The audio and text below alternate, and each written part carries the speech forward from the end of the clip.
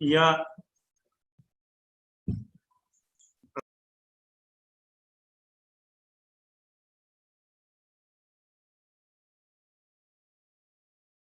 Now he is alone.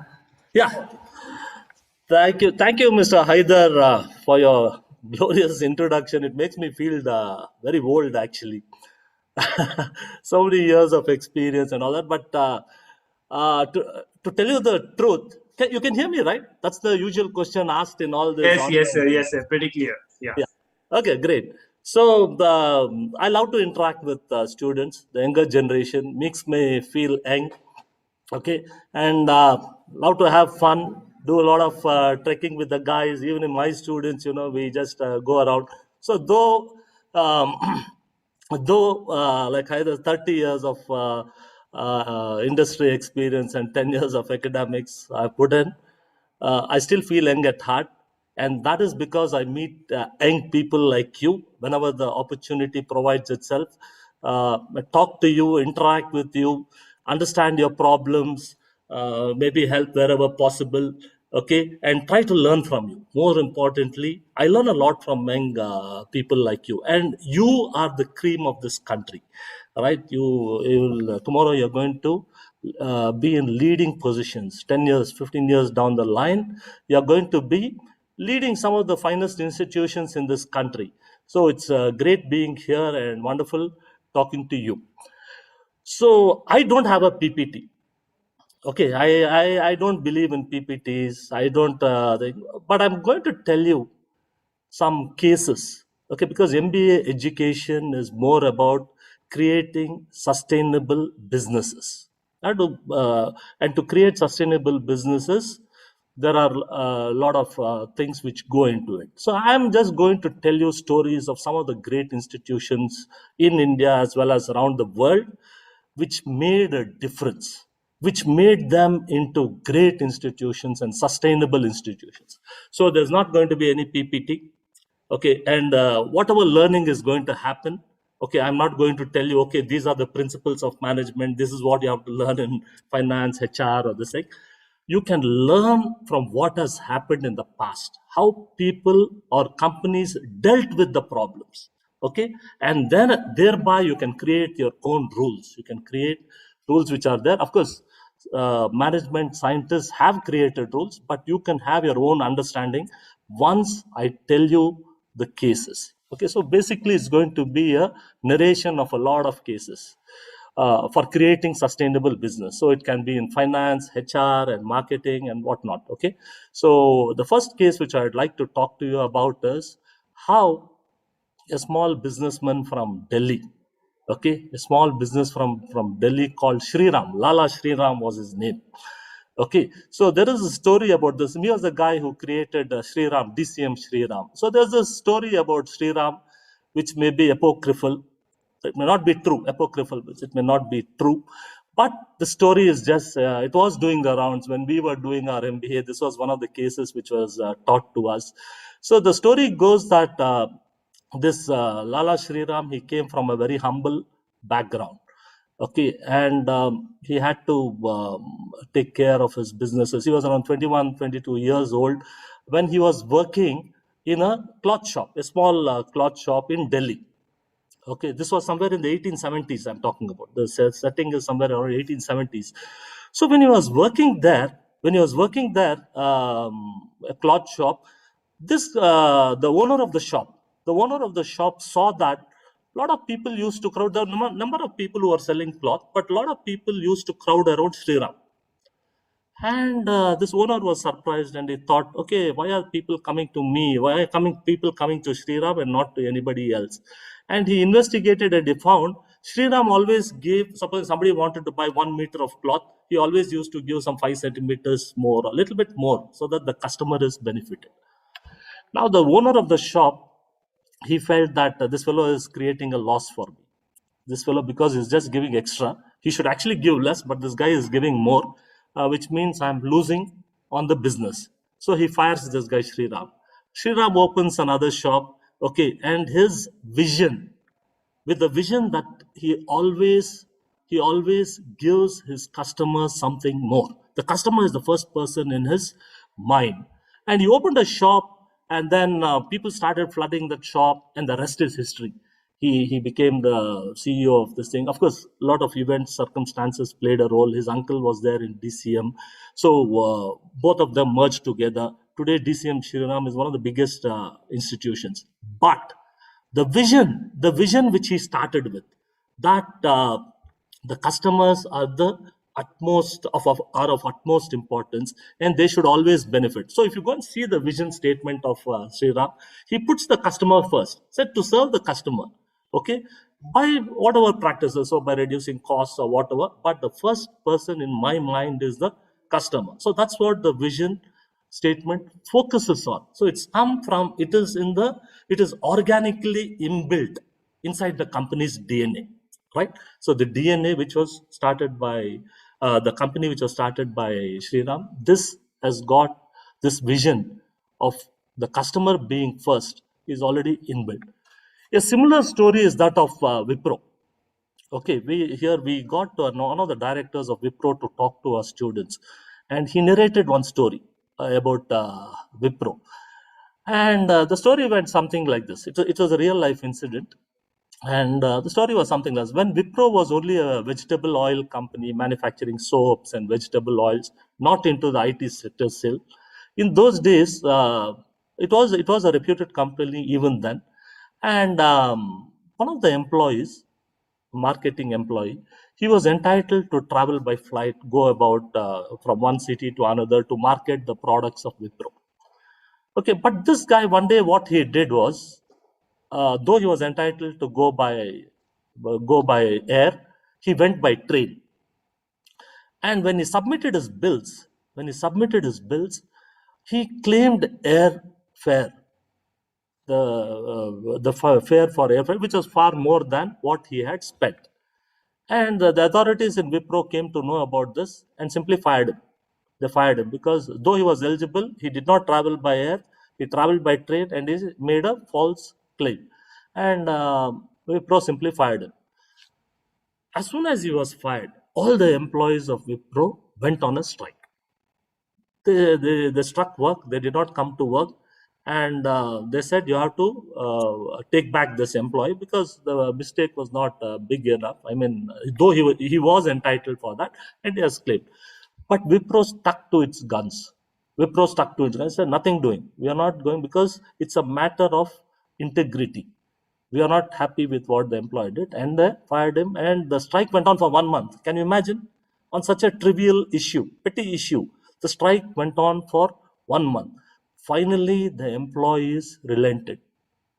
They said, okay, they got back to work. This guy was fired, he stayed fired.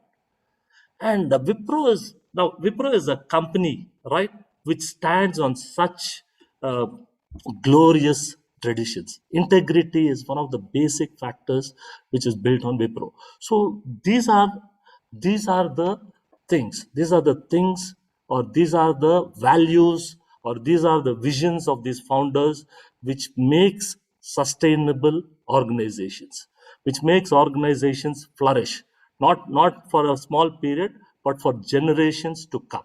Okay, so management talks about these visions. The first thing which we talk about is how companies were born and bred and sustained based on the visions of the company, based on the visions of the founders and what the company wants to do for the society in general. So you guys should look at businesses as organizations for the benefit of society. And if you see the vision statements of most big companies, even today, they all try to serve society or humanity in some way. Okay. Okay. Having said that, having set a background to this, let me tell you some cases, some of the cases. So what I will do is I'll divide the session into 3 parts.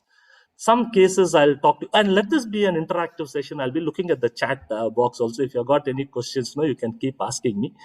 So what I decided when I was told about you'll have to talk about this, the principles of business. I did not want to make a PPT, like I said, and give you some gyan on all these things. Instead of that, I thought, let me narrate to you cases in finance, maybe HR and marketing, things which revolutionized businesses, okay, in these areas, in finance, HR, marketing, and all, and which have become ways of life in business environments.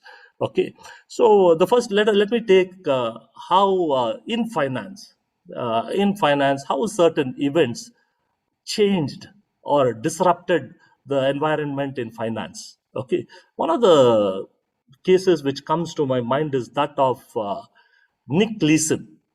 Nick Leeson, the rogue trader.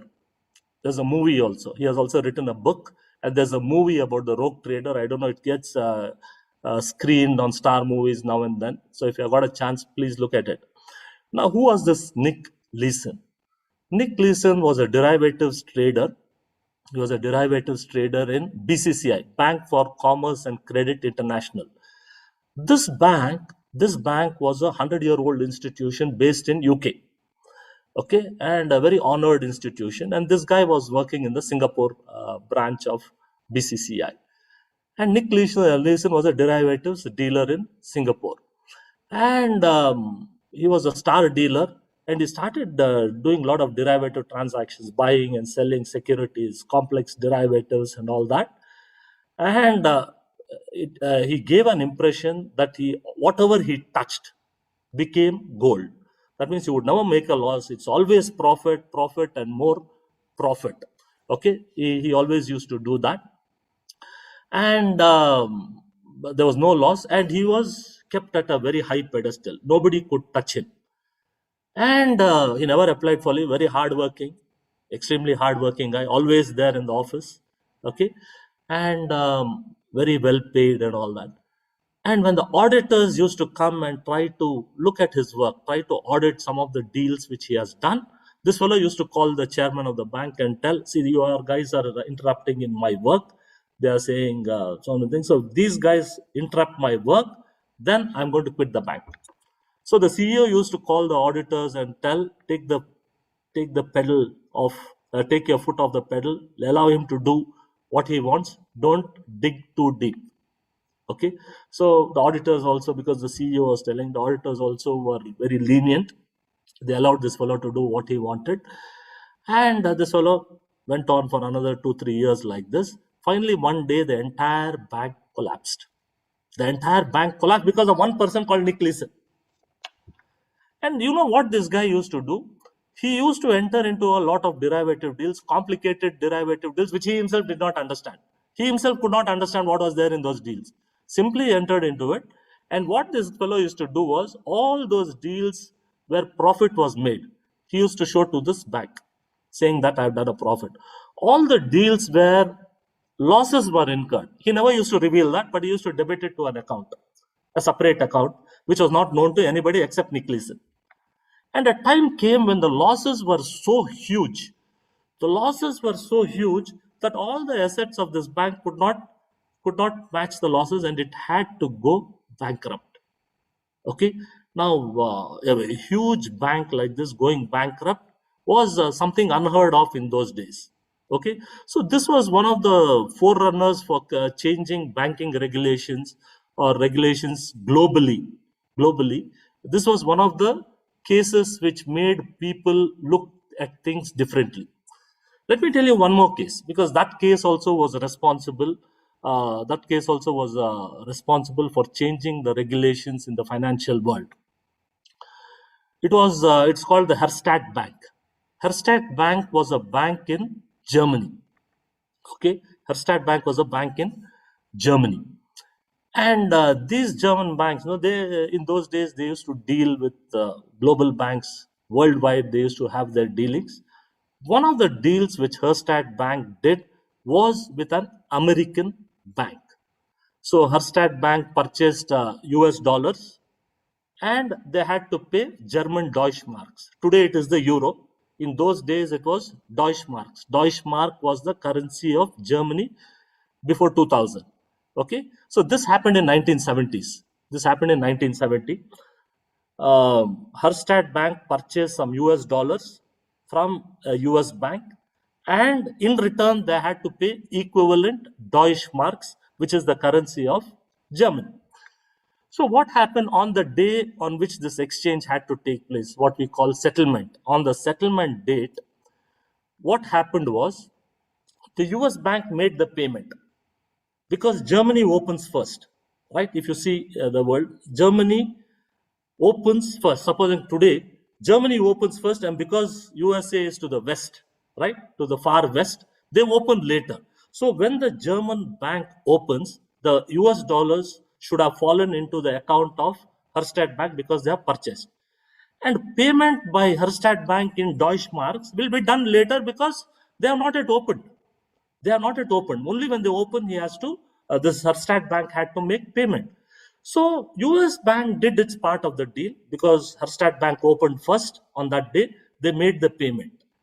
But later during the day, what the central bank, in those days it was called, even now it's called the Bundesbank, like just like we have our RBI, the central bank of Germany was called the Bundesbank.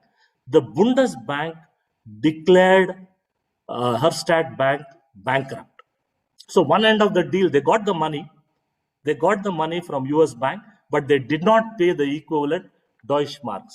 So it became bankrupt. So there was a theory which said that the Bundesbank, which is the central bank of Germany, deliberately waited for the US Bank to put US dollars because the money was quite huge. And only after the money was received at Habstat Bank did they declare it bankrupt before Habstat Bank could keep up its commitment. And this created a lot of ripples. This created a lot of ripples in the banking industry. And people all over the world, both this Bank for Credit and Commerce International and this particular Habstat Bank, they opened the eyes of regulators all over the world.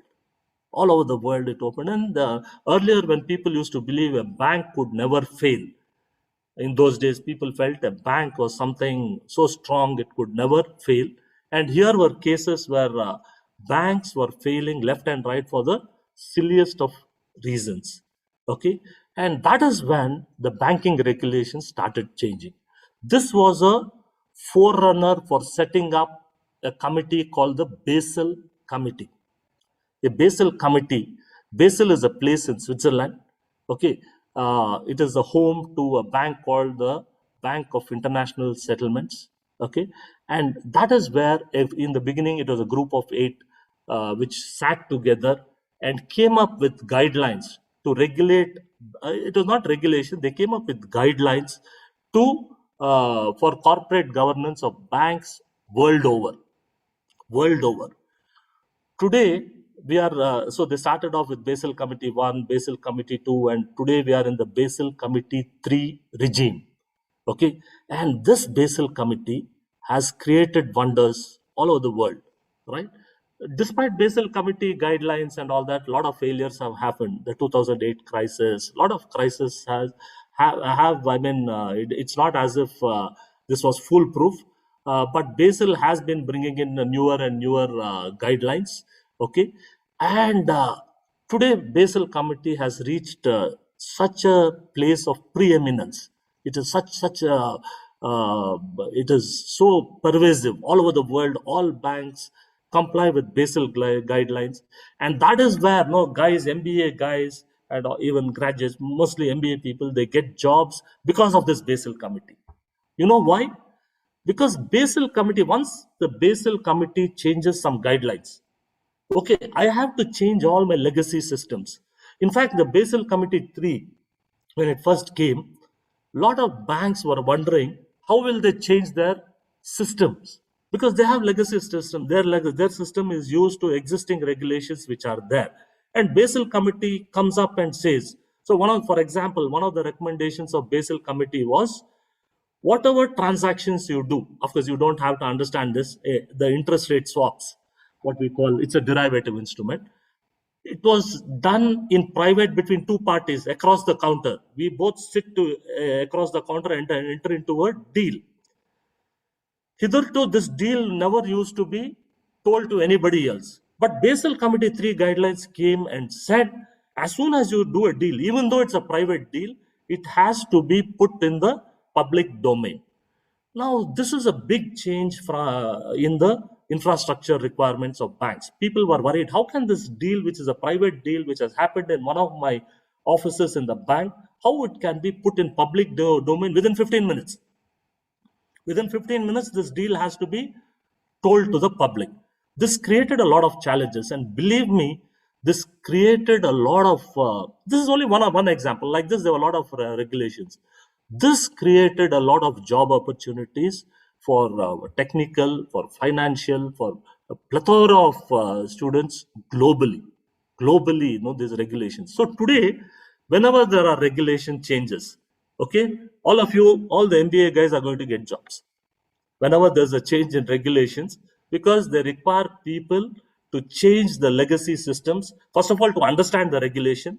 So the MBA guys, the first thing which they do when they get into some investment banks or something is, given the new regulation, and ask them, you understand what this is first understand the regulation and tell my technical guy what this is all about, so that he can change it, he can change the system. So it has opened up a lot of opportunities. It has revolutionized the financial systems, especially in banks. So this was basically about banks. Okay. So I've talked to you about a lot of banking and all that. Let me just tell you about one of the companies in finance. One companies where, if this is a case of finance, of course, this case is not published or anywhere, but it's public knowledge. If you see, there's this company called Opto Circuits. There's a company called Opto Circuits, and these guys, they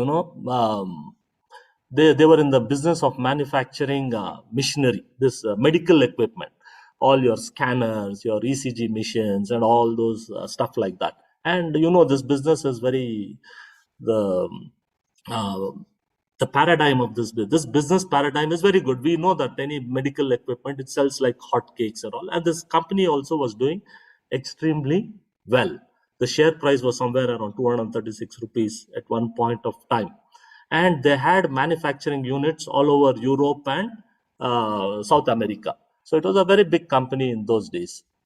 And what happened was, these people became more and more greedy. What they did was, they started, whatever profits they made, they utilized these profits to buy other companies. They utilized the money, whatever they had in hand, borrowed some money, whatever profits they had on hand, they utilized the money to buy other companies. And this they started for doing for about 3 years, 4 years. They started doing all these things. As a result, what happened, they had a lot of companies, they had a lot of assets, but they did not have any working capital. Working capital means for the day-to-day running, for buying stock, for to manufacture the machines. They did not have. Where was the money? It was all locked in.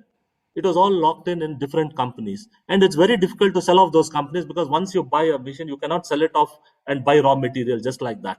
Okay, and today this company has become bankrupt, just because one thing is greed, just because of greed of owning newer and newer companies, and the second thing is not not having the financial acumen to have money for your day-to-day operations. They followed a very short-sighted approach, and therefore this company went bankrupt. So why I gave you these 2-3 examples in finance was, why I gave you these 2-3 examples were that the first examples which I gave you were that vision, your integrity, and all is a given. You should have all those things. You should have a vision. You should dream big. Otherwise, you will not flourish. The second examples which I gave you, how regulations changed. How, again, it's a matter of ethics. For example, the Habstat Bank, or your Nick Leeson's case. How, both these guys, both this Habstat Bank as well as this thing, uh, both these people, they were responsible for making banking regulations, and how it's a blessing in disguise for you people. Yeah, so I'll just take a pause here. Let's see if you have got. Yeah, well, I've got one question, sir. Why can't a company? So Opto Circuits took loan. Opto Circuits took a loan for their day-to-day needs. Yes, they took a loan. In fact, I personally know this because one of my friends, they took a loan from Royal Bank of Canada. My friend was working there. So they took a loan, working capital loan, but they invested that amount in a company. They took a loan for day-to-day thing, but they put that money, they did not use that money to buy day-to-day for the day-to-day requirements, but they took this money and put and purchased another company. Okay, does RBI follow Basal Committee? Yes, absolutely. We follow the Basal Committee guidelines. It is mandatory. All banks are mandated to follow Basal Committee guidelines in India also. It's a global phenomenon. Okay, so they are mandated. Then does RBI? Yeah, and NBFCs, no, NBFCs are outside the purview. It's mainly for banks.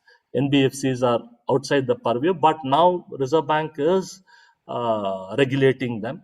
Slowly they have taken. Uh, yeah. So let's unacademic. Yeah, let's not get into what they are doing. But this is something which you should know.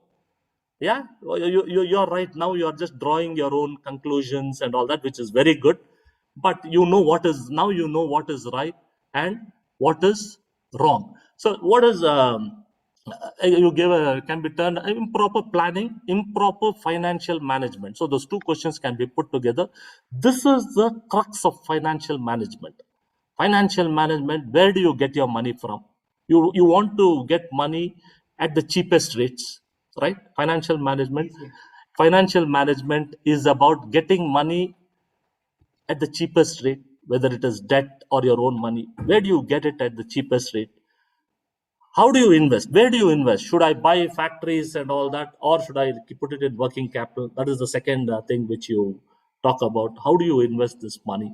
Okay. And the third question which they answer is what to do with the profits. Should I plow it back?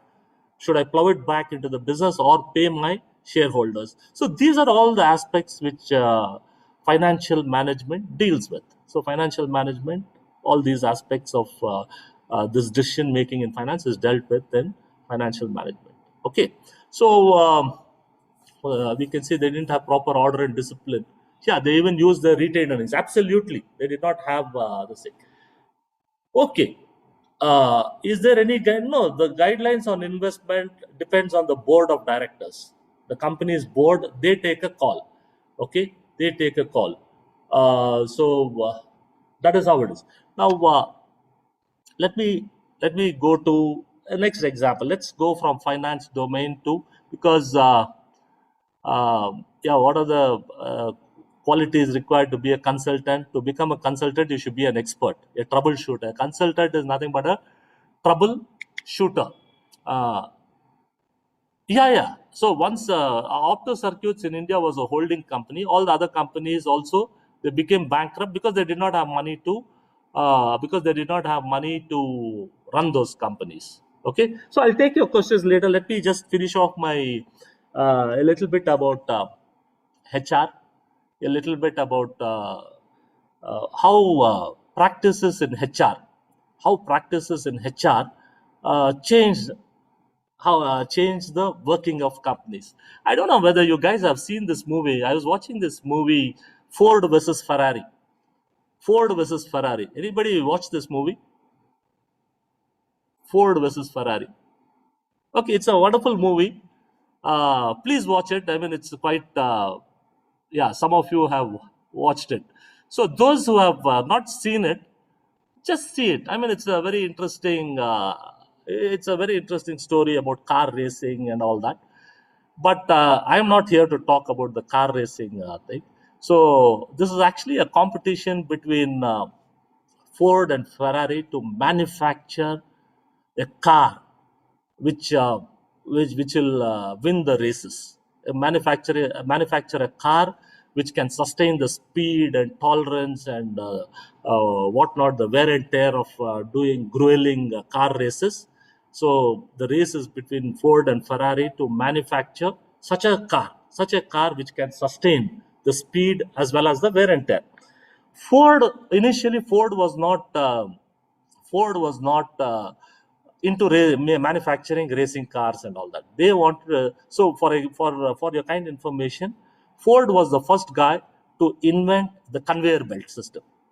the conveyor belt system. So everything, so it is not as if one person makes one car. So it's the conveyor belt. All the employees who are there, they just work on the conveyor. They just do one work at a time. So if one fellow is tightening a screw, he will simply tighten the screw on a conveyor belt. The cars will be passing one by one. They'll be passing. This fellow's job is to maybe just tighten 4 screws. Once he has tightened, the car goes off. Next car comes, he'll tighten the next car's 4 screws and all that. So Henry Ford was responsible for this kind of conveyor belt system, and they were not into manufacturing individual cars. This is what he shows in the movie. So this is the aspect which I wanted to focus on, not on the racing part. Whereas Ferrari used to build individual cars. So there's a dialogue in that movie between the Ferrari chairman and the executives of Ford. So he says, "You build ugly cars. We focus on each car. Ferrari, it is custom built. Each car is built only by one person." Okay, so it was a completely different system of manufacturing cars. Whereas Ford used to manufacture it in that conveyor belt line, manufacture mass cars. So that is why the chairman of Ferrari, he says, you build ugly cars. Okay, whereas Ferrari, it's custom built cars, which is individually done. Now, why did I tell you this case? This case has got to do with the principles of HR, human resource management.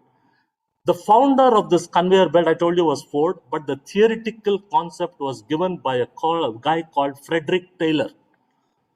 Frederick Taylor was a guy who came up with the scientific management theory, scientific management.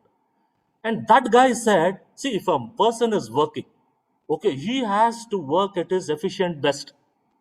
Okay, so we have to create specialization. That means if he is good at making, if he's turning a screw only, his job is to turn 4 screws in the, let us say, in the wheel. So when he keeps doing it thousands of times, he becomes an expert in that. Okay, he becomes an expert, and his productivity will increase. So let him do only that. Let him do only that work. And this, and he did a lot of time and motion studies to show how this fellow can be effective if he does only that part of work and not all put together. If he does other work also, then time is going to be wasted and the output will not be much. So he wanted to increase the efficiency of each human being. Okay, if you had seen this movie by Charlie Chaplin, Modern Times, if you had seen that movie, you'll understand how this conveyor belt. It's a spoof. It's a spoof on this system of conveyor belt and all that. Just if you have not seen it, please go and see it. And it's a wonderful movie. How he makes fun of this and how human beings become inhuman. They get mad when they start doing the same work day after day after day and year after year after year. They just become mad. Okay, so this was the system which in those days was followed and it had become very effective. People realized over a period of time, this is very inhuman. This kind of work is very inhuman. And they came up with a different theory. They came up with a different theory and said the scientific management is against the workers. I mean, you are so inhuman. Let us have the different kind of management, which is the humanistic management. Humanistic, opposing scientific management was humanistic management, and the proponents of humanistic management were people like Maslow. Okay, Maslow, you know the Maslow's pyramid. If you know, these were the guys who said, no, we have to focus on the human being. Okay, we have to focus on his benefits. I mean, how he is going to grow, because if he is happy, and if you are compassionate, if the company is compassionate, and if the human being is happy, the worker is happy, then the productivity will be more. So they came up with a different theory, which was completely against the proposals of Frederick Taylor. Okay, and he said, okay, let's have a humanistic thing. So that is why today, if you go to Google, one of the best practices followed by Google today, you see they are more towards the employee. So you can just go to a Google, you can sleep if you want, you can just work whenever you want. So it has evolved. And this evolvement of some of the best HR practices followed in companies is a result of what happened many years back. So the humanistic management overthrew the scientific management guys, because they saw that it did not yield too many results. Okay, and the production systems had changed. Today, if you see the production systems, for example, Toyotas and other, a lot of things had changed. And in HR also, many people have become more humanistic. Okay, so that is how in HR, things have changed. Things today are completely different from what they were some years back. So if you see the Japanese system, they've got something called as quality circles. There are a lot of job rotations, quality circles, which many of the companies even to this day they follow.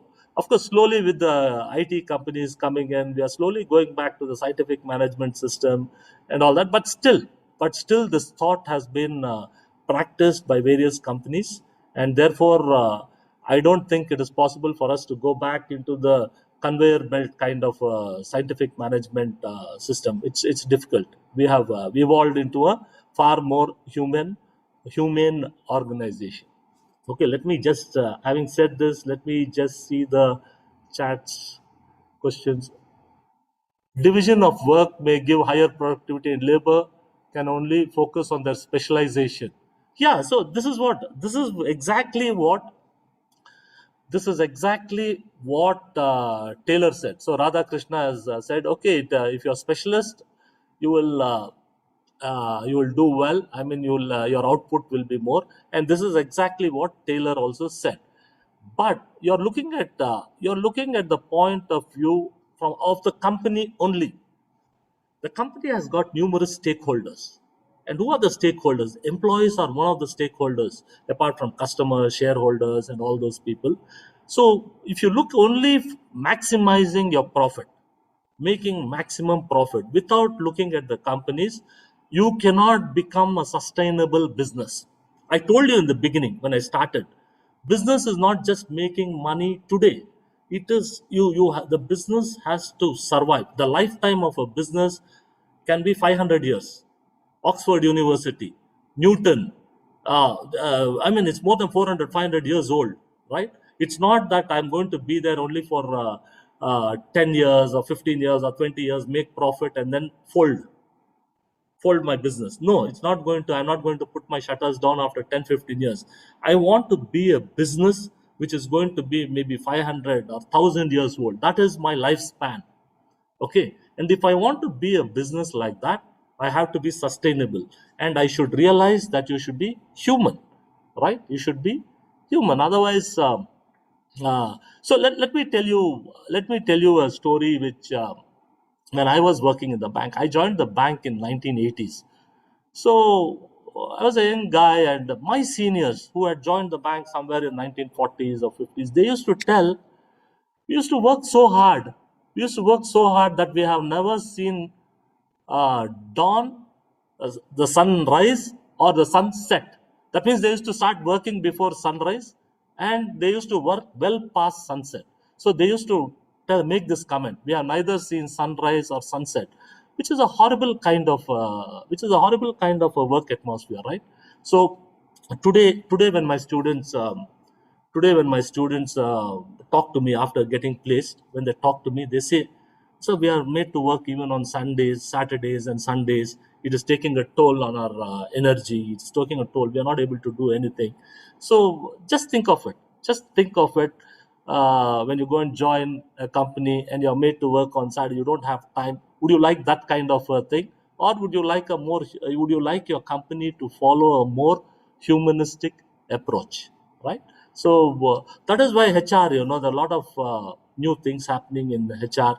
Okay, and today, if you see the attrition levels, today you can't bind the employee to one company. There's a lot of attrition happening, and HR is coming with a lot of innovations to keep the employee with the company, right? You would have seen. I mean, it's a common knowledge. You would have seen your friends or your brothers and your thing.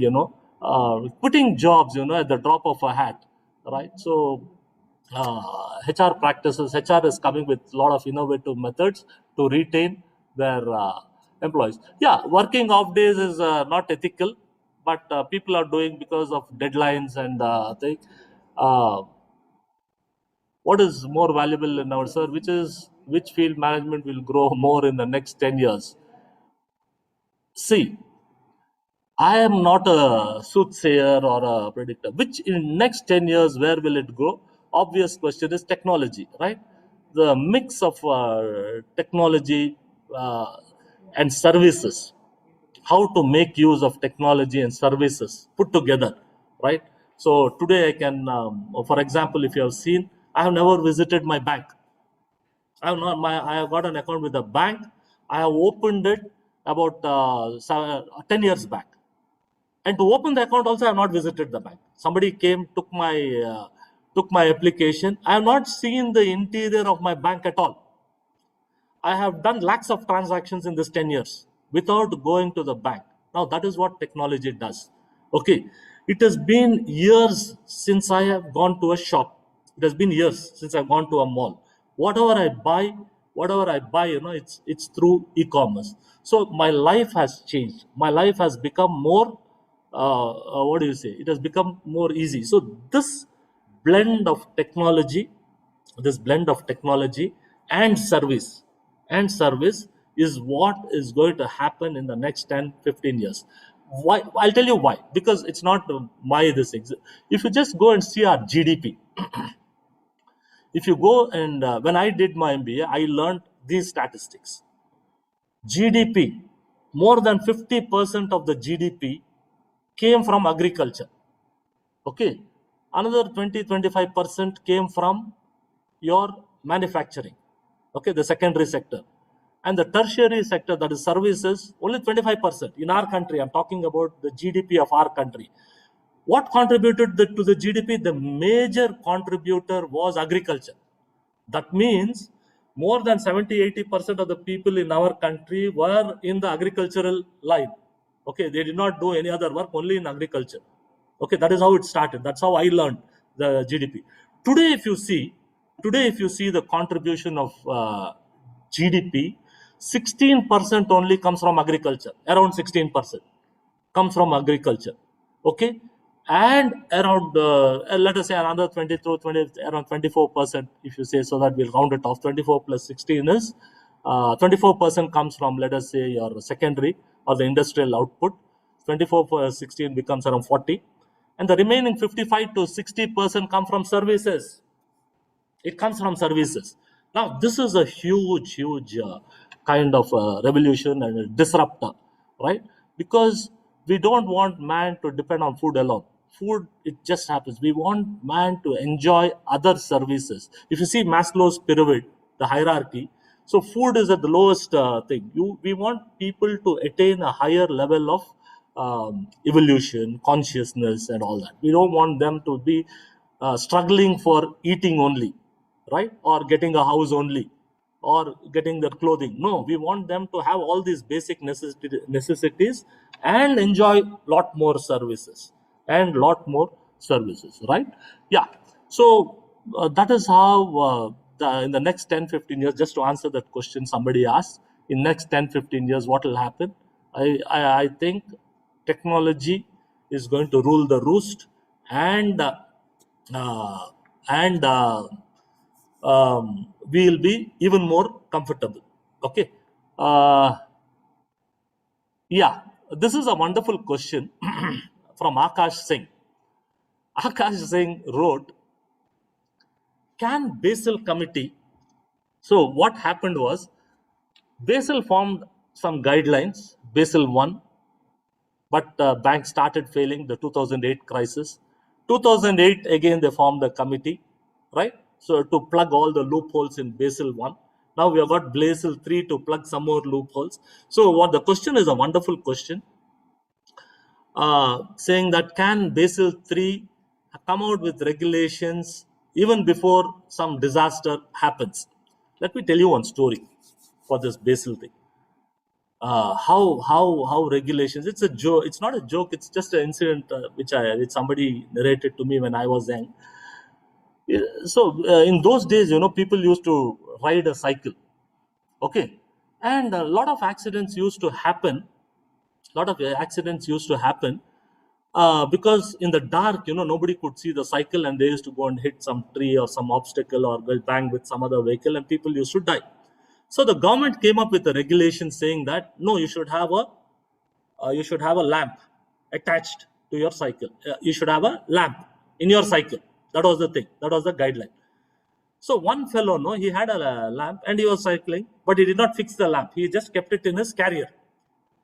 And the police caught him and asked him, "Boss, the regulations say you should have a lamp." He took it from his carrier and he showed him, "See, I've got a lamp here. See, the lamp is here." Then they realized the regulation was wrong and they said, "No, the lamp should be fitted to the vehicle." The rule guideline said, this lamp which you are having, it's not enough if you simply carry it with you. It should be fit to the cycle. Okay, this fellow was again driving the cycle. He fit that somewhere at the back of the cycle, not in front, somewhere at the back, somewhere to the side, where it was such an insignificant place. So that was the regulation. Again, he was caught and he said, "See, the rule says you have to fit it. I fit it here. Okay, I fit this lamp here. So I followed the rules, right?" Then they came out with a regulation saying, "No, that lamp should be fit in front of the cycle. It should always be lit." They came out with a lot of regulations which made this fellow follow the rules as they wanted.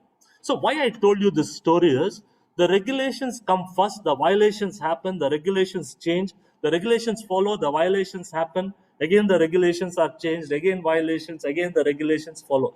So this is a story, which will actually help you understand what is happening in Basel 1, 2, 3.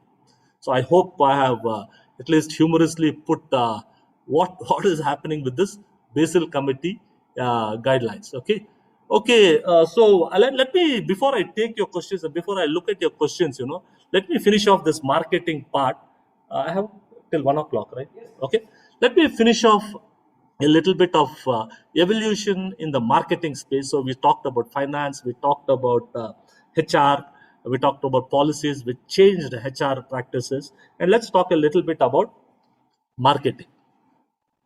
One of the greatest marketing disruptors, which fascinates me, because I worked in the rural areas also for a long time, is this shampoo which you get in sachets. Okay, who this invented this selling this in smaller quantities, things being like shampoo, your coconut oil, and all stuff like that, being sold in smaller sachets. So there was this guy called Chinni Krishnan. He was the pioneer. He was the disruptor. He wanted to sell his shampoo or whatever thing in small sachets because he felt in the rural areas people don't have cash. They don't have money. They don't have money to buy one full bottle of shampoo or one full bottle of coconut oil. They don't have money in one shot to buy that. But they have 1 rupee. They can afford to buy 1 rupee to buy one shampoo packet. He realized this, and he was the guy who invented this shampoo sachet. For 2 years, he tried to sell this shampoos in this thing. Unfortunately, he didn't succeed. He couldn't succeed. He couldn't sell, and he died. Without realizing his dream, and then his sons took over. And when his sons took over, they found that his father, the Chinni Krishnan, had a loan with State Bank of India, a 2 lakhs loan. He had left them, and this idea, not only his own, this idea of selling. And it was these guys, the two sons of Chinni Krishnan, who spread this idea of selling shampoos in small packets and penetrating the rural markets. And today it has become history, right? It was first sold. The Chick shampoo was the first people. Then they tied up with Godrej and all that. And today we know this has become history. It has revolutionized in India at least. It has revolutionized a lot of things. Right today, the rural market penetration is so high because all these items like your coconut oil or anything, it has become very affordable. Right, it has become very affordable. Um, related to this is another case which we studied, which I came across. It was a case told by an IIM professor, IIM Bangalore professor. The difference between buffet and a la carte, similar, something related. A difference between a buffet and a la carte. So in a buffet, you don't have any choice. You have to pay for the entire meal, whether you like it, whether you eat or not. You have to pay for the entire thing. Okay. Whereas in a la carte, you can select whatever you want and pay for what you have taken. Now, how is this buffet and a la carte applied to the industry?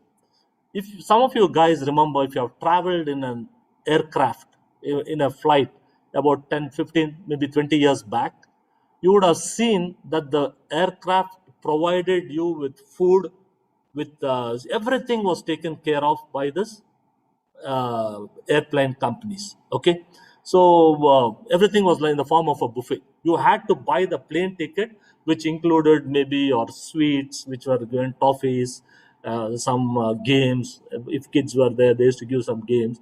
Your lunch, all these things were included in that, and it was included in the price. The customer did not have any choice; he had to buy that entire plane ticket. Then somebody came up, some smart guy, maybe an MBA student like you. He came up and he said, "Boss, this is becoming the choices to the client, to the flyers are very few. Let's make it a la carte." Okay, so they unwound all these things. They made it into different pieces, right? So nowadays you can just fly, only pay for the flight charges, nothing for food. If you want the food, you can buy it separately. If you want a specific seat which a little with a little bit more leg space, you can buy that, pay some price, pay some extra price, buy it. So a la carte now has become the theme, right? It gives more choices to the customer instead of being stuck. So this case study of buffet and a la carte, just keep in mind how for marketing, for marketing, instead of selling a bundle of services or a bundle of thing. I'm not saying that selling buffet is not correct. Even now people are selling buffets, but a la carte is another choice. So it depends on the marketing strategy which you're going to have. So this chick shampoo is one of the disruptors in the marketing industry. Okay, then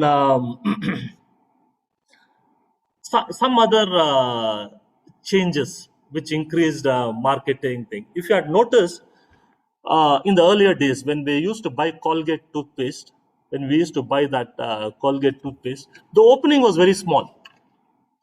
The opening of that paste, whenever you push out the paste, the opening used to be very small. And because of that, we used to consume less paste. So Ankit Agarwal says, yes, Pulgate Strategy. Yeah, some of you may have seen that. Today, that opening has become bigger. So that when you press it, you start using, whether you like it or not, whether you like it or not, no, you use more paste. So these are some of the strategies which marketing companies follow. And maybe ethical, non-ethical, that's another story. So let's not get into that area. Okay, so there are a lot of disrupt small ideas, like somebody said, from workers who have done the small ideas which have been put into practice and which have been very, very effective.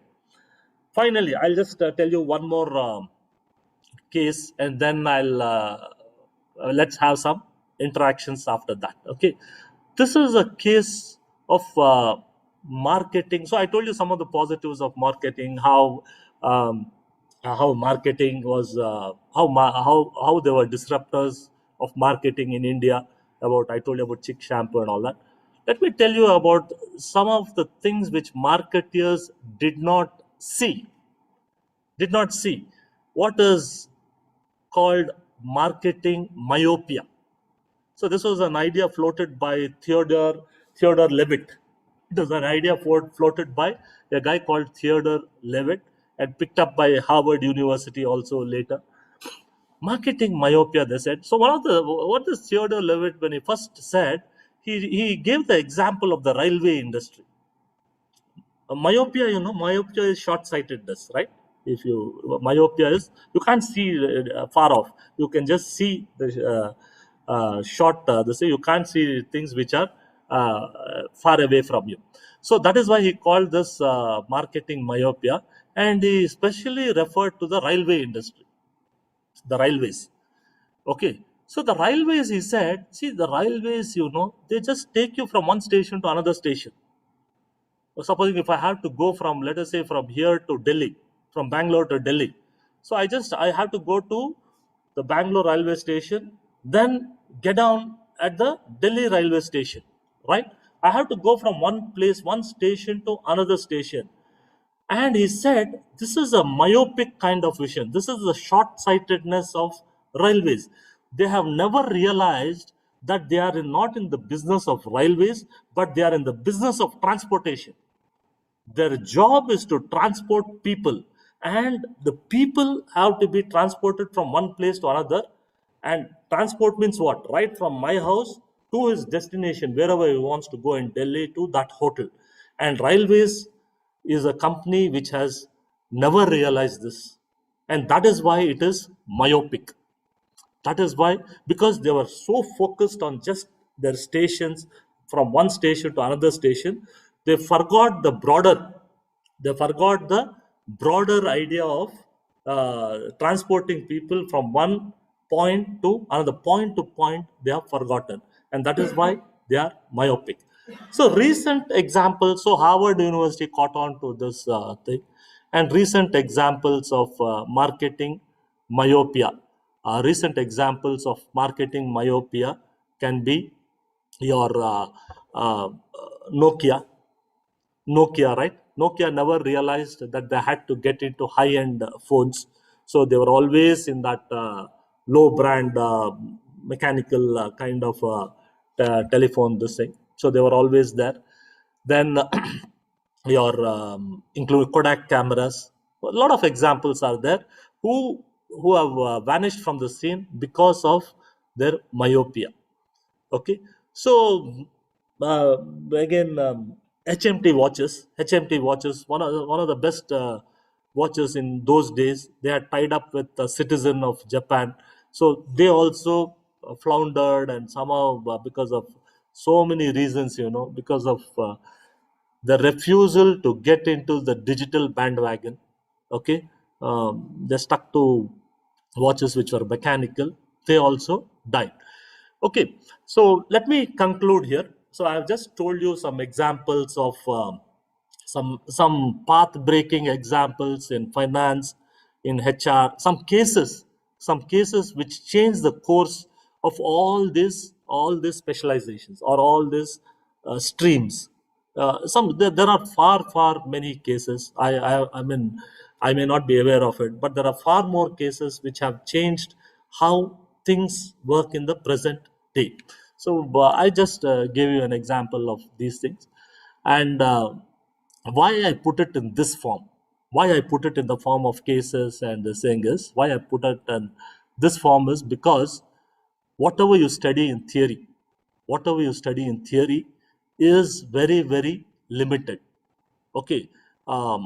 It's hardly, let us say, if you have to talk in terms of percentage, it will hardly be around 10 to 15%. The theoretical thing, what you learn from textbooks and in the college, in the classrooms, it is all maybe around 10 to 15% all put together.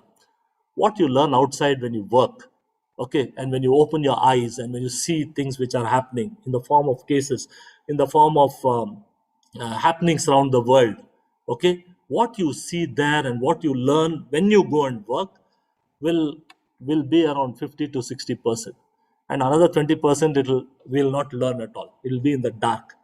So, okay, so this is how it is. So you have to see phenomena, you have to see, observe what is happening around the world, and arrive at your own conclusions, and see how what has happened there, can help me learn what has happened, let us say, in the US, can make me can what lessons can I draw from there, and how I can implement in my business. Okay. So with this, I'll just stop by this thing. Let that be, because I've been talking and talking. So let me just go and see a few questions which you guys have put. Let me just Okay, so BlackBerry, yes. Okay, even in, let me start from here. uh, Something happened with Nokia. Yeah, same thing happened with Nokia, BlackBerry, absolutely. So would you also call most of the smaller companies which shut up due to COVID as due to COVID as marketing myopia? Can it be an extreme case? Yeah. So COVID. Now let us take this COVID, what we call in risk management, as something as an act of God or whatever, right? So, to if small companies have shut during COVID, it is because they did not have enough capital for eventualities like this. So when companies are there, you would have seen when companies make profit, they always keep some money aside, huge amounts of money in the reserves, and these reserves are very important. That capital which you have is very important for cases like this. Okay, so in risk management, we know there are two different types of risks. One is marketing risks, another is non-marketing risks. Many of the risks have been identified. This kind of a risk is something which has just fallen from the heavens, and the only way which you can come out of this risk is have more capital so that you can start afresh. So you should be prepared for this by having more capital. So, also please give us cases on marketing. So I gave you a few cases on uh, marketing, some of the disruptors, some of the things. I hope you're satisfied. Let's Is it important to go hand in hand in technology? Any questions? Yeah, how change in taxation affected service and finance sector in India? Okay, GST again is a revolutionary thing. So originally it was supposed to be a one single tax like in Singapore.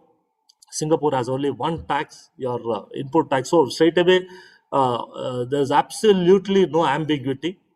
The very purpose of having GST was to do away with a lot of ambiguity, but in our country, we are unable to do that. So again, you've got a list of 5 taxes and so many these things. We have. I don't know whether GST is a disruptor, but I don't know. The life of businessman, it has not. It has to yet evolve. It's a very new thing. A life of businessman is still the same as it was before GST also, but it might evolve into a good system. So we have to wait and watch. Do you think the field of finance is in jeopardy as technology is taking over all kinds of complex systems, wherein all the work done by humans and financial specialists is easily done by the systems and financial models? Okay, very good question. Who is this person? Sukpal, wonderful. Sukpal, right? Who asked this question? No, it is Siddharth Nair. Yeah, wow, wonderful question. So in fact, I went with my placements team from the college. I went to a bank.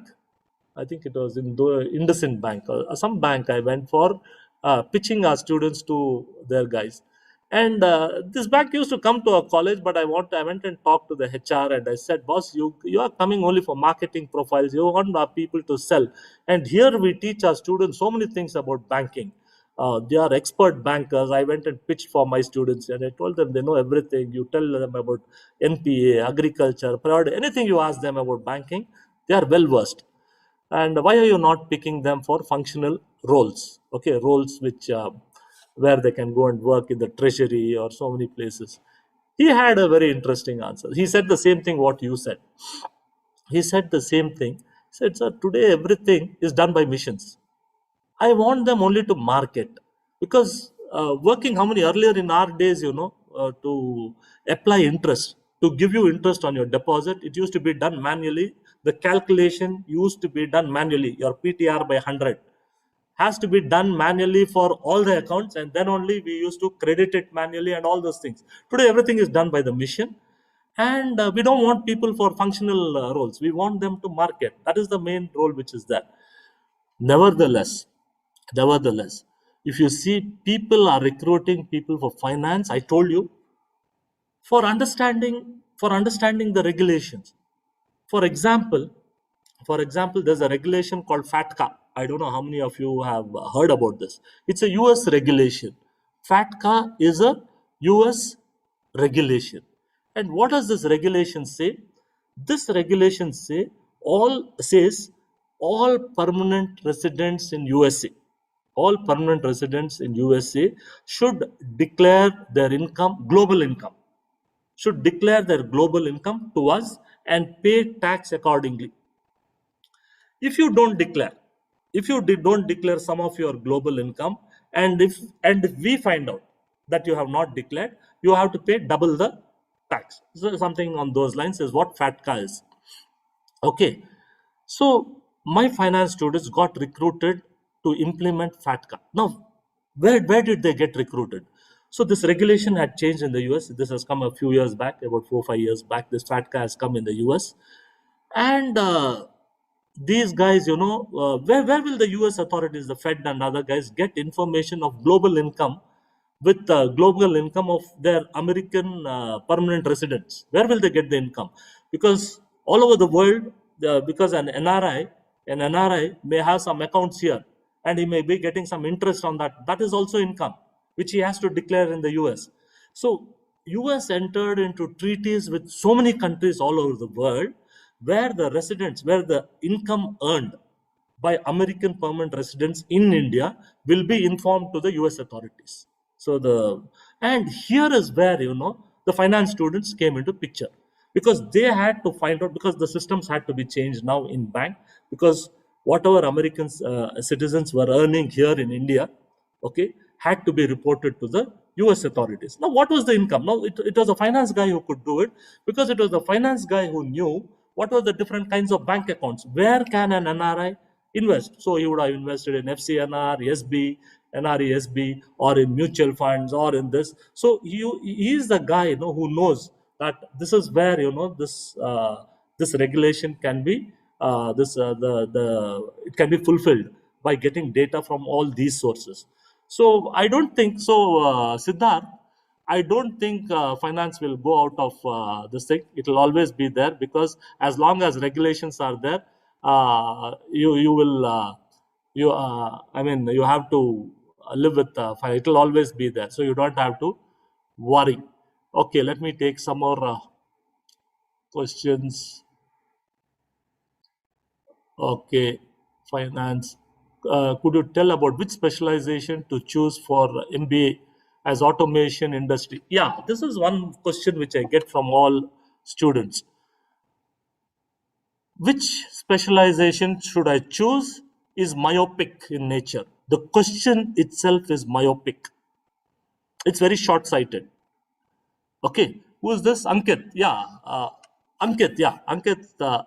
This question is myopic. I'll tell you why. I also tell this too, because my students also have got all these questions with them.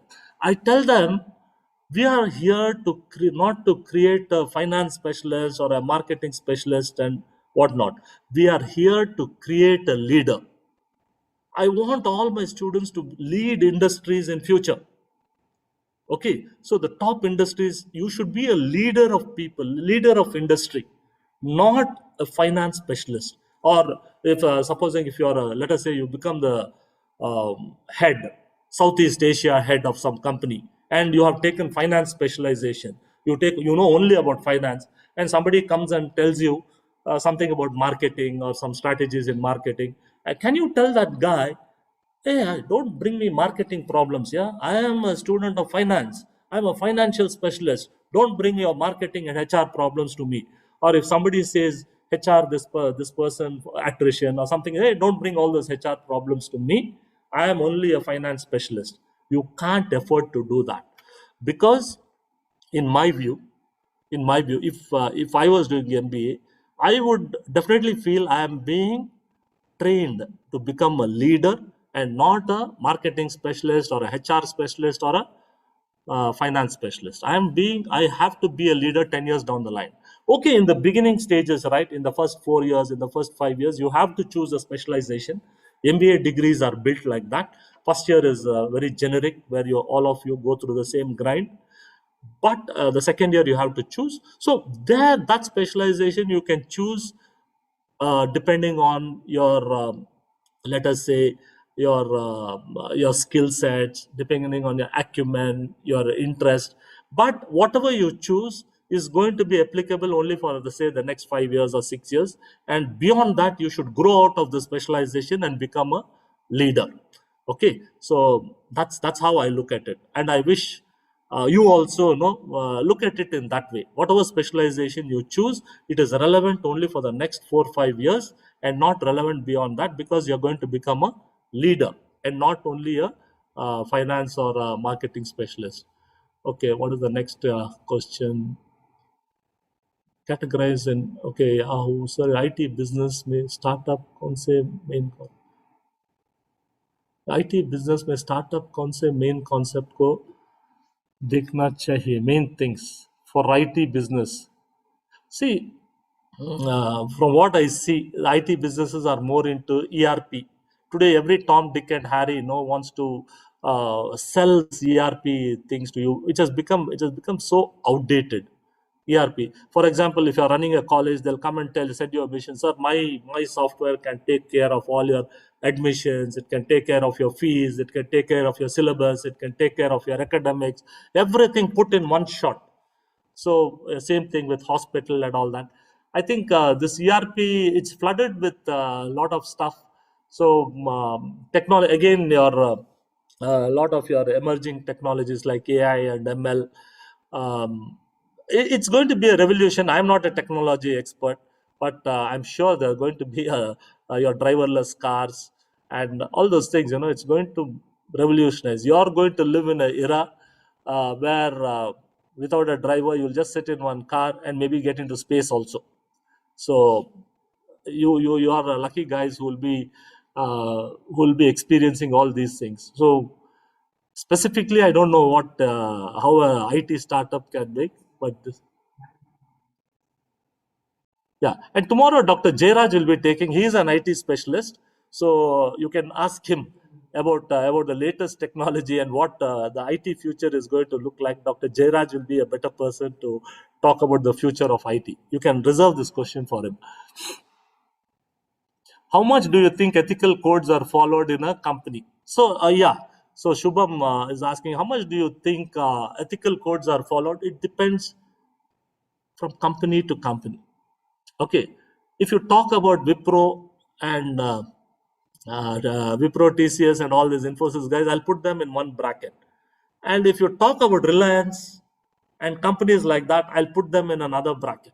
Okay, so there is a very thin difference between ethical and business practices. Okay, business practice where I'm looking at making money. Okay, because ethics hinders your doing of business. Okay, so it is only during the dark times that your ethics holds good. See, I was just let me why ethics and corporate governance is important. Okay, let me tell you one story. Of course, most of you may be knowing the story of Yudhishthir. Yudhishthir, right? In the Pandavas. I hope you guys know who Yudhishthir is, the eldest son, who was famous for not telling a lie in his life. Was famous for not telling a lie in his life, and because of that, in the Mahabharata war, his chariot used to always go above the it never used to touch the ground, because he was such a what do you say, he was a truth sayer or such a nice person. Dharma Raya he was, or what he was called. He followed all the principles of dharma. His chariot never touched the ground. It always used to fly 1 foot above the ground. And somewhere in the middle, 3 4 days of the battle, when the battle took place, the Mahabharata battle, the Pandavas were losing very badly, because the Kaurava general Dronacharya, he was playing havoc with the Pandava soldiers. He was killing them left and right, and the Pandavas were sure to lose. So all of them have a strategy. They come to Yudhishthira and tell him, you just tell that Drona's son Ashwathama is dead. And Drona will get dejected. He'll leave the battlefield. He will leave. Yudhishthira thinks about it. He says, no, I will not tell this lie. If this is a lie, I'm not going to tell this lie. And this thing, I'll lose my, I'm a Dharma Putra. I follow the Dharma. I will not tell lie. So Krishna just interferes and he says, no, you don't tell a lie. We'll ask Bhima to kill an elephant whose name is Ashwathama.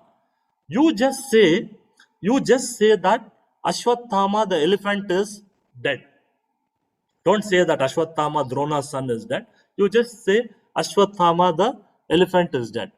And Yudhishthira falls into this trap and he tells Ashwathama is dead, not your son, but the elephant is dead. That's what he says.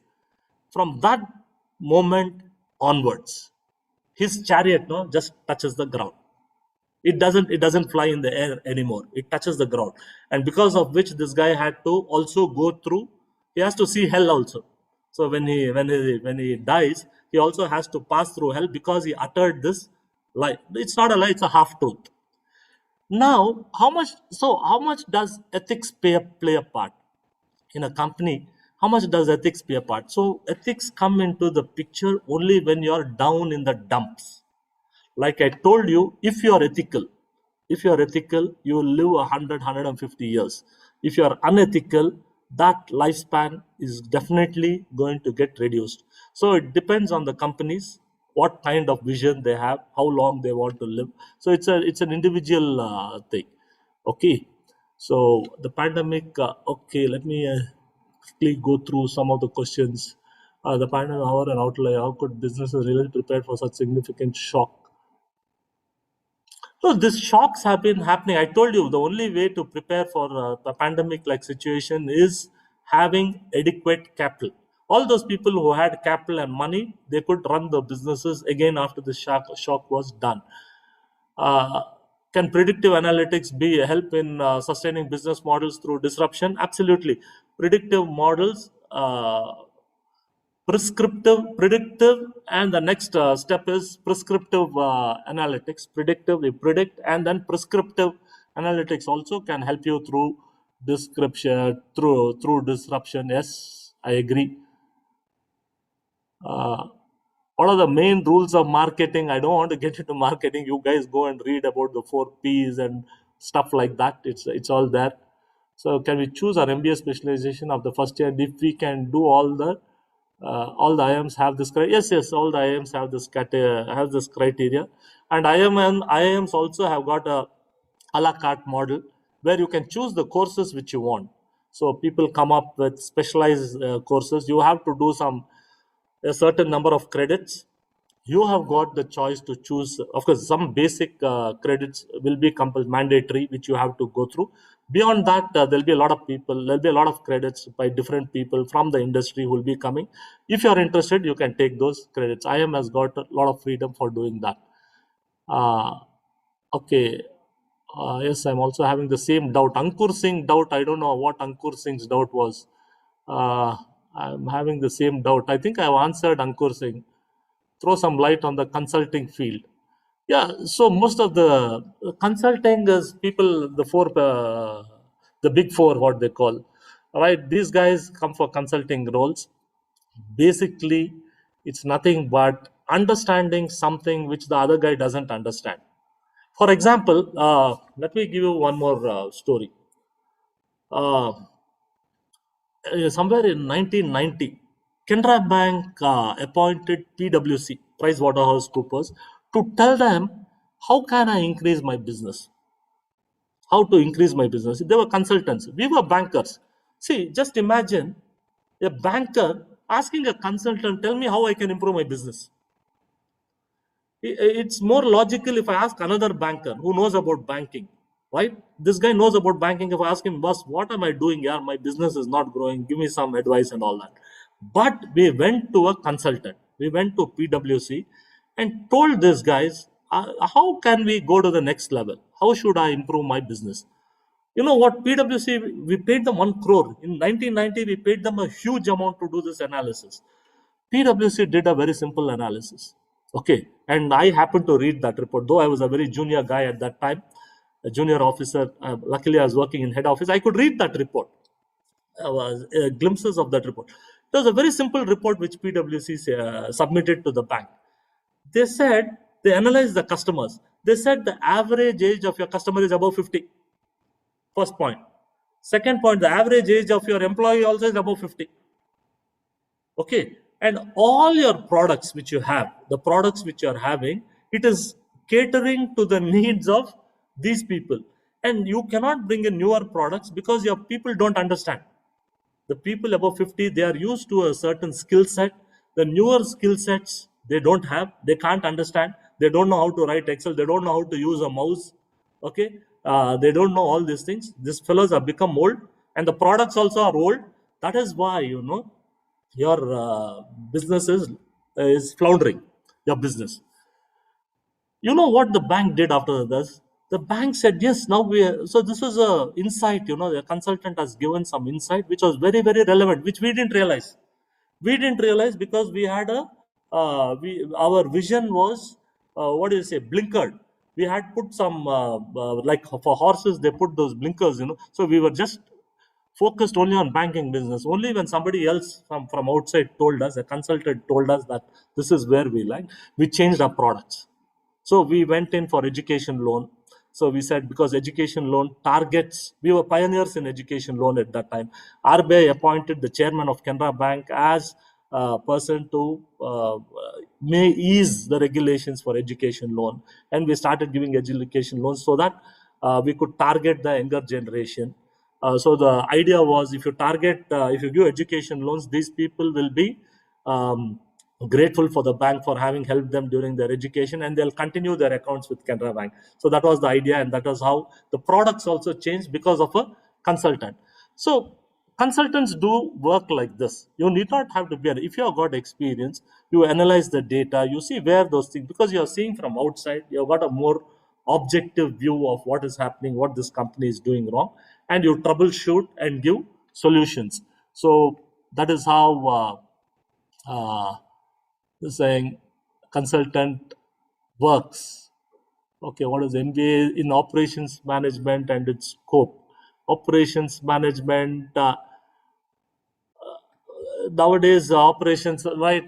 So there are a lot of operation. You guys, some of you only have put Kaizen, there's that. So your so what do you say, your Kanban, the Japanese Toyota production systems, your Six Sigma, all those things are, it has got good scope now with your ERPs and all those things. It has got good scopes. I think operations management will always be there because you require some people on the floor, always. So even when I see the trend in our college, where people are getting placed in operations, most of the engineers and those guys like that, they get placed in operations. So let me not go too deep into that. uh, so, what is your view on the scope of digital marketing 5 years down the line? Great scope. E-commerce is growing at a CAGR of 30%. So, definitely, and operations management again will come into place there. Your logistics and all these e-commerce companies, they are hiring operations management guys because they have got problems with logistics and all stuff like that. Okay. So choosing logistics, is it worthy for girls? Now there is no gender discrimination. Man. I don't think you should talk about gender discrimination. Girls can do anything. Uh, do you think SEO certification courses? Also, what? So certification courses. I remember what Mr. Haider said in the beginning of this case. A certificate is worth. It's only a piece of paper if you don't have the knowledge to back it up. A certificate, it is not worth the paper on which it has been printed if you don't back it up with the knowledge. So doing certification, um, if you had asked me, can I learn about it? Yes, learning SEO, digital marketing is good. The certificate is worth only as much as the knowledge you have got. Okay, so that's the thing. I am from arts background. Will it create a difference in placement? Absolutely not. We have got a lot of art students getting placed. So you have to work to your strengths. That's all. An art student is more creative, right? And today we have got courses like business design, 360-degree thinking, innovation, and all that. So absolutely no, you don't have to feel worried. We have placed a lot of art students also. MBA in human resource, I told you, MBA, you are grappling with a lot of problems which are there, attrition and all that. There is scope. Okay, so is it okay marketing before MBA like digital marketing? Yeah. So instead of when you guys say let me do a course, I would call it let me learn more about it. So there are various ways of learning. Doing a course is one way of learning. So the focus should be more on learning digital management rather than getting a certificate. So if you say, can I learn about digital managing? Yes, please go ahead and learn and do those courses because you want to learn, not because you want to get a certificate, but because you want to learn. Okay, then for choosing, I have been asked with many thank you for your advice. Okay, so choosing courses like sustainability are pretty common. So that ESG, sustainability management is very common. Only a few institutes offer this. Yeah, so sustainability, because now, if you know the new goals, environment, sustainability, and governance, ESG. Yeah, I agree, but yeah, things will catch up. But you can specialize in that field after doing an MBA. Mukul, I think after doing an MBA, you can veer towards corporate governance. Good question that is actually like okay, sir, I want to the courses like sustainability. I want to take admission in IIM Lucknow. So what will be so that admission and other things? I think MBAP people will be better placed to answer that. I am more of a subject expert. I would prefer to talk on the subject. Okay, sir. Please ask feedback on session. Who's this? Please ask for feedback on the session at the end, and also encourage to attend tomorrow's session. Okay. Yeah. So I've been asked. I hope. I think we are coming to the end of this session. So yeah, you can please give your feedback. And tomorrow is Dr. Jairaj. So many of you are having questions on IT, and rightly so. So mine, if you have seen, the topic which I had been given was on traditional forms of management. So tomorrow's session, which Dr. Jairaj is going to do, is look at the future, right? He is going to talk about technology, emerging technologies, your machine learning, and all that. So I strongly urge you to attend tomorrow's session. It will be more enlightening. It will give you a glimpse into the future. And Dr. Jairaj is from IIM Lucknow. So somebody was asking, sorry, IIM Calcutta. So he'll be able to help you in that this thing. He'll be able to throw more light. So yeah, dual specialization. Again, I told you, don't bother about specialization. It is being a leader which is important. Can blockchain be the next best thing for many companies? Yeah, blockchain. We were having a debate amongst our faculty. Blockchain, though they say it is transparent, still, a lot has to be done before it becomes before it is applied for banking accounts like ours. Okay, for the focus is very particular. So how can 2020 batch or older can overcome next generation, which are huge competition? 2020 batch, so with huge competition comes a lot of opportunities also, right? Um, so let me see. This is one question. This is one question which I want to answer. I see in my batch, right? My batch of students. So recently, our placements were done, and one guy comes and says, "Sir, see that fellow has got 14 lakhs in Deloitte, and why should I apply for a job which gives me 8 lakhs? I'm better than him. Why should I apply for this? This is an 8 to 9 lakhs job. I don't want to apply." Now, like I told you, your career is going to this placements is not the end. Okay, so here also I see my students, they got placement, and what, they are so thrilled and they enjoy. I mean, they feel as if they have conquered Mount Everest. So they are already on top and there is nothing else to do. I've already conquered Mount Everest. There's nothing else for me in this world to do. No, this is only the first step, man. What the placements which you have got is only the first step. You know why? I get a lot of calls from my students after 6 months. I told you, many people call back and tell me, sir, I have to work on Saturday and Sunday also. I don't want this job. Sir, this role is something different. We thought it was like this, but this role is something different. No, I want to quit. Within 6 months, sir. 6 months back, this fellow was so happy, thrilled, and all on the top of Mount Everest. He was. 6 months later, he's simply flat on the ground and he says, I don't want the job. Right? So never look at short-term solutions. You have to see long-term, right? So my this thing to you is even if you get a 8 lakh job or 7 lakh, you look at the role, you see where you're going to be 10 years, 15 years down the line. So you have a short-term goal. Short-term goal is getting a placement first. Yes, I'm not saying that you get the placement, and then you have a long-term goal where your vision is what you're going to be in 10 years time, which is more important.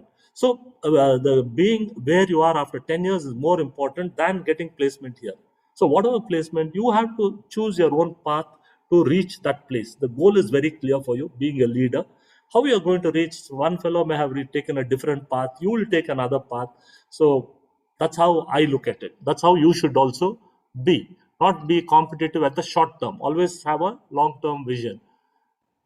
Pharmacy industry, yeah, pharmacy. I think there are a lot of health management courses. You can just join them. What are the main rules for finance? You'll get to learn that when you come to the finance thing. Okay, what is this question? Would retaining a huge amount of capital or reserves amount to inefficient deployment of the same? A global pandemic is what would be as one of a million event, a black swan event, what they call a black swan. Yeah, yeah, absolutely right. So you have to draw a line somewhere. You have to draw a line somewhere. So I'm not saying you keep your capital idle. You can keep your capital in investments, right? Returns. Of course, the returns are going to be lesser. This is a wonderful question. Keeping huge amounts. Who asked this question? Let me. Yeah, Sukin. Wonderful question. Wonderful question. Should I keep my capital? So just because of this black swan event, once in a millennium, it is going to happen. Should I just keep my capital like this? No, I don't agree. So what is your goal? Are you going to get destroyed when such an event happens, or do you have some kind of backup? So you have to draw a line between inefficiency of capital utilization and your risk. So you have to draw a line and some golden mean you have to arrive at and keep some money. The second point regarding the pandemic, this pandemic was not something which fell from the heavens. If you had seen Bill Gates, Bill Gates had predicted in his speech about 5 years back, I am worried about how this world is going to face pandemics, right? Because we had pandemics like AIDS, we had pandemics like H1N1, we had SARS, we had so many things. It was there. It was only a matter of time before this would have blown into a global level, like what has happened with COVID. So the signs were there. Businesses failed to read it. So I would, looking back, this is what I would tell Sukin. But wonderful question. Yeah, you have to draw a golden mean. Maybe strategists will do that. Okay, yeah, opportunity. Well, that's how keeping reserves and also making sure, sir, how my account, my account is weak. Don't look at the short term, man. Don't look about accounts and all long term. If it is weak, you have to learn about it. There's no two ways about it. If it is weak, learn about it. Cryptocurrency, less said the better. I am a votary against crypto. I'm a votary against crypto. So yeah, I'll just take I think one last question before we wind up. How to graduate in and 1 year gap? No, 1 year gap, don't worry. I told you, look at long term. Anything else? How to choose specialization, B science, go pursuing MBA from abroad. Okay, I think I have answered After I learned some new skills, but it resulted in 1 year gap. Now I'm confused to go for job. Don't worry about a 1 year gap. It will not make too much difference. We have got a lot of people with 1 year gap. So I think most of the other questions can be answered. Some of the questions relating to joining MBA, your percentages and other things, I think your MBAP people will be able to answer. So I'll take leave of you. I think it was, I mean, just to give you my feedback about some of the questions, which you guys asked. Some of the, it was extremely very insightful questions, made me think about what you guys are. So I can just say I'm satisfied, that we are leaving this place to people who are far more efficient, far more wiser, far more smarter than us. So it is there in your hands. So that is with that feeling, of leaving this legacy to people who are far more smarter than me. I wind up this session, and thank you for this patient hearing. Okay, bye guys.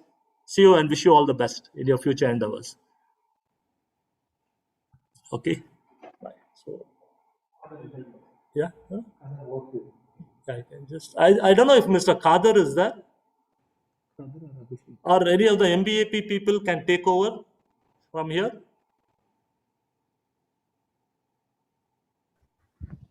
Yes, sir. Yes, sir. I'll take it ahead. Thank Sure. you. Okay. Thank Thank you. you for your session. Thank you for your time. Yeah. Bye. Bye. Hello, students. So, Kalka session will be on 11 a.m. only. We will send you the emails and everything and the SMS for the joining link. Okay. Thank you for your time, guys. Have a good day ahead. Thank you.